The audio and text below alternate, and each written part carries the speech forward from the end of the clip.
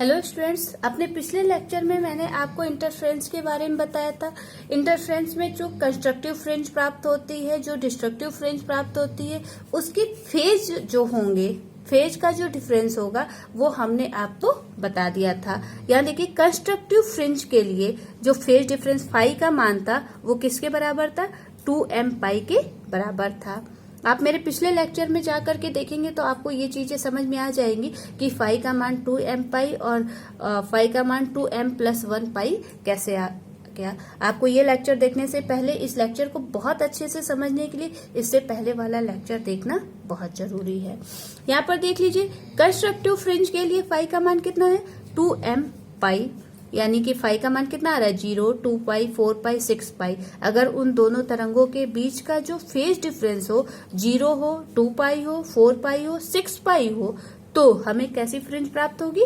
Constructive fringe प्राप्त होगी। और अगर उन दोनों तरंगों के बीच का जो फेज डिफरेंस है वो पाई, 3 पाई, 5 पाई, 7 पाई हो, तो हमें कौन सी फ्रिंज प्राप्त होगी?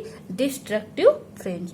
उस टाइम में हमने आपको सिर्फ फेज डिफरेंस के बारे में बताया था। आज के लेक्चर में मैं आपको बता रही हूँ पाथ डिफरेंस के बारे में। तो एक पाथ डिफरेंस ज्ञात करने के लिए ये याद रखिए कि पाथ डिफरेंस और फेज डिफरेंस में एक रिलेशन होता है। वो क्या होता है? Delta phi is equal to 2 pi by lambda into delta x, जहां पे डेल्टा एक्स क्या है? पाथ डिफरेंस है। डेल्टा एक्स क्या है? Delta x is equal to ये है पाथ डिफरेंस। और डेल्टा फाई क्या रिप्रेजेंट कर रहा है? Phase difference.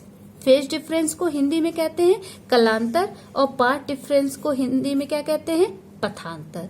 तो delta phi is equal to 2 pi by lambda into delta x. तो हमें फेज डिफरेंस तो ज्ञात है, लेकिन हमें पाथ डिफरेंस ज्ञात करना है कंस्ट्रक्टिव फ्रिंज के लिए भी और डिस्ट्रक्टिव फ्रिंज के लिए। तो डेल्टा एक्स का मान कितना हो जाएगा? Lambda by 2 pi into delta phi.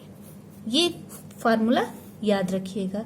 इसी से आपको कुछ भी याद रखने की जरूरत नहीं, सिर्फ ये फार्मूला याद रखिएगा तो आप कंस्ट्रक्टिव और डिस्ट्रक्टिव फ्रिंज के लिए पाथ डिफरेंस ज्ञात कर लेंगे। अब हम आते हैं कंस्ट्रक्टिव फ्रिंज।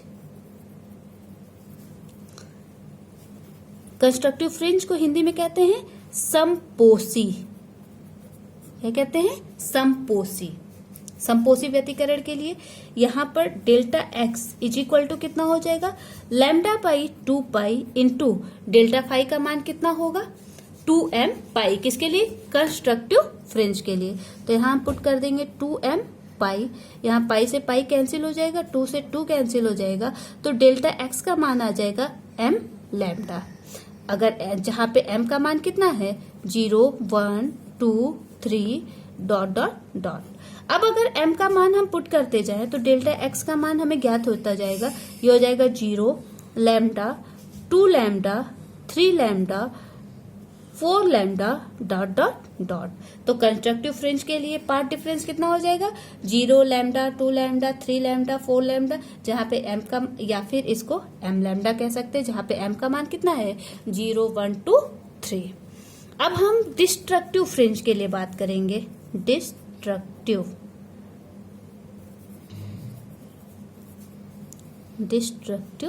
फ्रिंज, इसको हिंदी में क्या कहते हैं? विनाशी व्यतिकरण। विनाशी व्यतिकरण। विनाशी व्यतिकरण के लिए delta x is equal to कितना हो जाएगा? Lambda by 2 pi into destructive fringe के लिए क्या होता है? m का, इसका मान, फाई का मान 2m प्लस 1 इंटू पाई। तो यहाँ हो जाएगा 2m प्लस 1 इंटू पाई। पाई से पाई कैंसिल हो जाएगा। इसको और सॉल्व करेंगे तो ये आ जाएगा 2m plus 1 into lambda by 2। अब m का मान पुट करते जाइए।